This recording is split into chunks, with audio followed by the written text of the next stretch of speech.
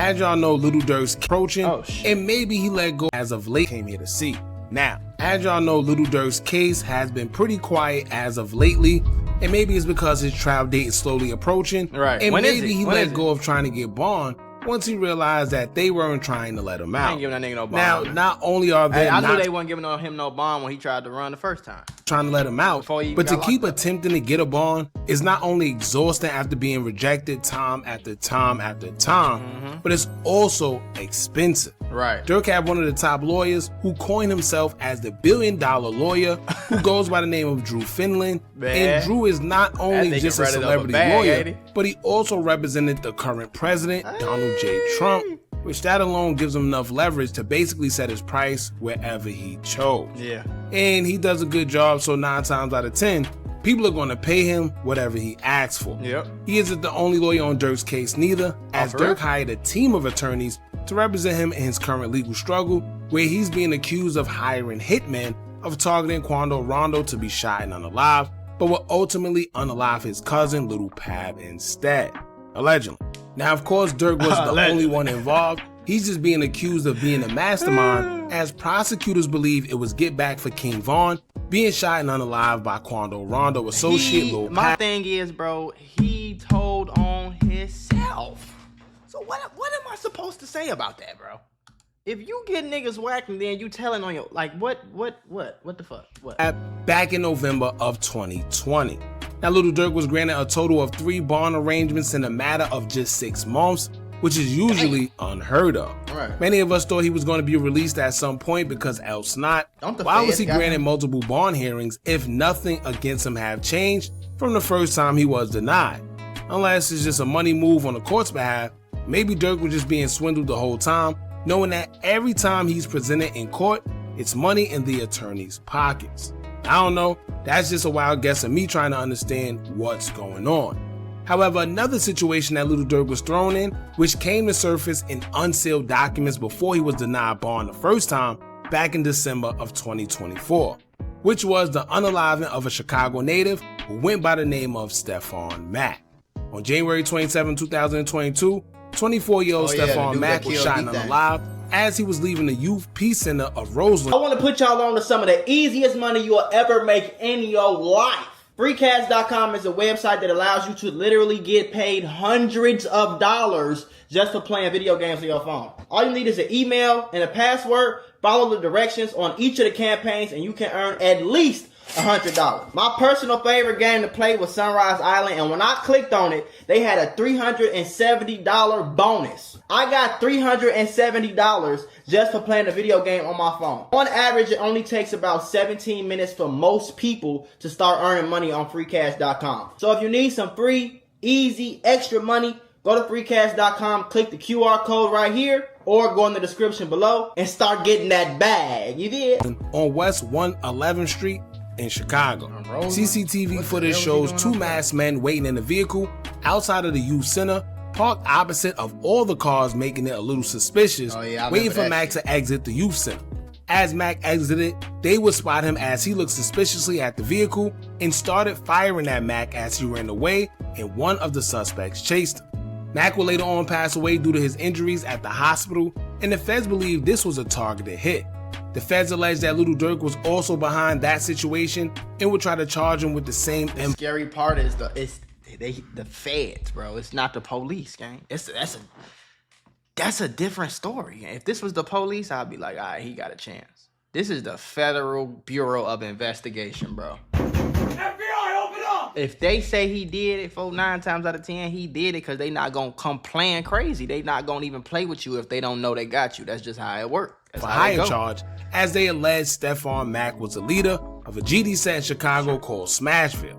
This set is said to be responsible for the unaliving of Lil Durk's brother, Money-Making D-Thing, who was shot and unalive back in 2021 at Club O. So the motive behind the unaliving of Mack was basically get back for D-Thing, allegedly, according to FBI. This would be a devastating blow to Lil Durk, as they had a bunch of evidence against him, tying him to the suspects who they claim involved Durk's names in text messages and phone calls, stating that they are waiting for a payment from him for something after Mack's passing, indicating that they will be paid for the shooting, allegedly.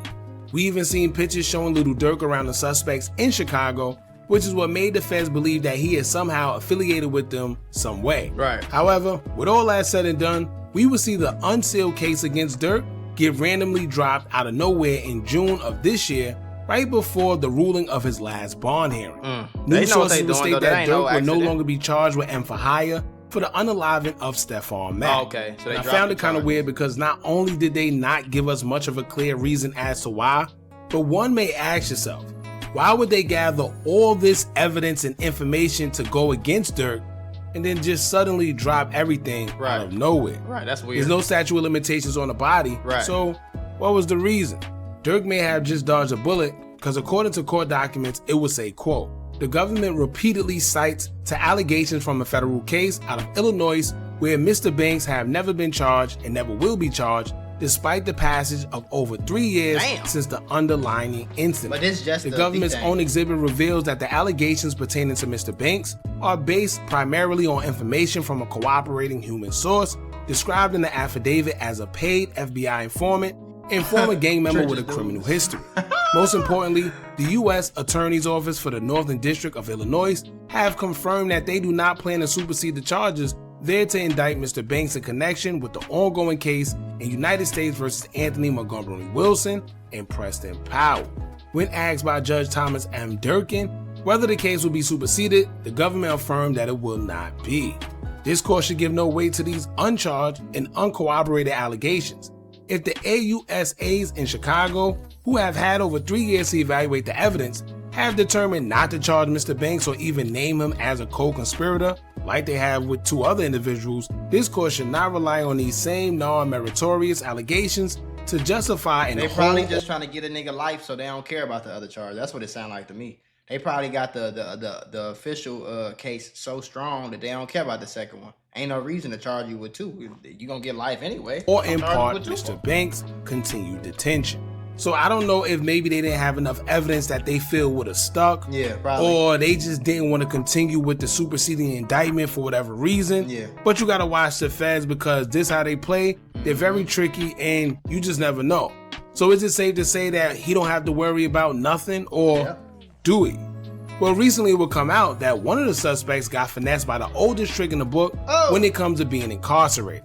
A guy by the name of AJ from a set called Mike City admitted everything to a jailhouse informant who was purposely put in the same cell as him to get information.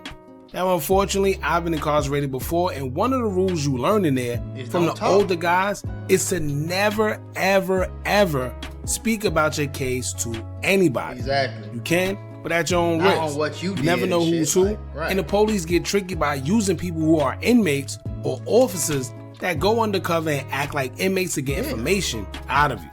So the whole time you think you having a moment with another inmate, but they were really assigned to get information out of you pertaining to your case, and you was being recorded the whole time without even knowing.